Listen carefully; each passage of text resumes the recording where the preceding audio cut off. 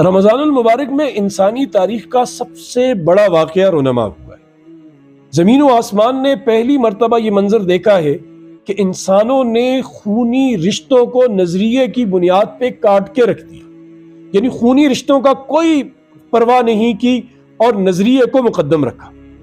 میں بات کر رہا ہوں غزوہ بدر کی، کہ یہ وہ منظر کہ جب ایک طرف باپ ہے تو دوسری طرف بیٹا ہے،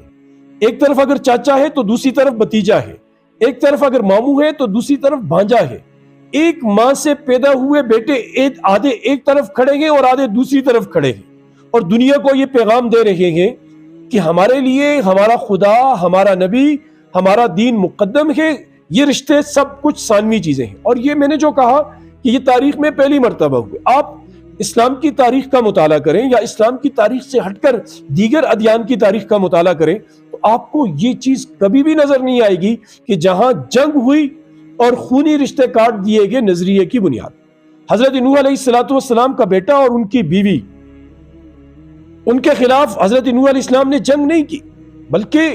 اللہ سے دعا مانگی اپنے بیٹے کے لیے کہ یا اللہ ان نبنی من اہلی، کہ میرا بیٹا میرے اہل، میرے خاندان میں سے ہے۔ تو اللہ تبارک و تعالیٰ نے کیا فرمایا؟ انہو لیس من اہلک انہو عمل غیر صالح، کہ نوح یہ تیرا بیٹا نہیں ہے، تیرے خاندان میں سے تیرا بیٹا نہیں ہے، اس کے عمل ٹھیک نہیں تھے۔ حضرت لوط علیہ السلام نے اپنے خاندان کے خلاف تلوار نہیں نکالی، یعنی کہیں بھی نظر نہیں آتا کہ کسی نے اپنے خاندان خونی رشتوں کے خلاف جنگ کی ہو۔ یہ پہلی مرتبہ غزوہ بدر میں ہوا۔ فتح مکہ کے بعد حضرت ابوبکر رضی اللہ تعالیٰ عنہ کے بیٹے حضرت عبد الرحمن بن ابوبکر جب مسلمان ہوئے تو انہوں نے اپنے والد سے کہا کہ ابا جان، غزوہ بدر میں کئی موقعوں پر آپ میری تلوار کے نیچے آئے، لیکن میں نے آپ کو اپنا والد سمجھ کر چھوڑ دیا۔ تو حضرت ابوبکر رضی اللہ عنہ نے فرمایا، قسم ہے اس ذات کی جس کے قبضے میں ابوبکر کی جان ہے، اگر تو ایک مرتبہ بھی میری تلوار کے نیچے آ جاتا تو تجھے بیٹا سمجھ کر کبھی نہ چھوڑتا، اللہ کا دشمن سمجھ کر قتل کرتا۔ حضرت ابو عبیدہ رضی اللہ تعالیٰ عنہ، اس جنگ میں ان کے باپ کا آمنا سامنا ہوا، قتل کر دیا اپنے والد کو، سر کٹا ہوا کان سے پکڑ کر یوں لے کر آئے اور فرمایا کہ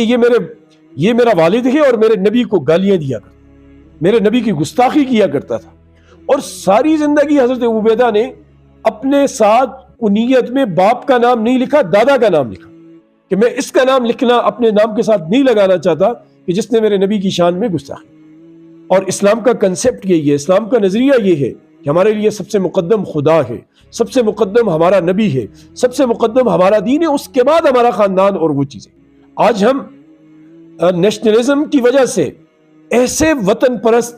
ایسے خاندان پرست ہو چکے ہیں کہ ہمیں خدا یاد ہی نہیں آتا، ہمیں دین یاد ہی نہیں آتا۔ اور یہ رمضان میں غزوہ بدر کے واقعے کا رونما ہونا ہر سال ہمیں یہ یاد دہانی کراتا ہے کہ مقدم کیا ہے اور مؤخر کیا ہے۔ اللہ ہمیں سمجھ کی توفیق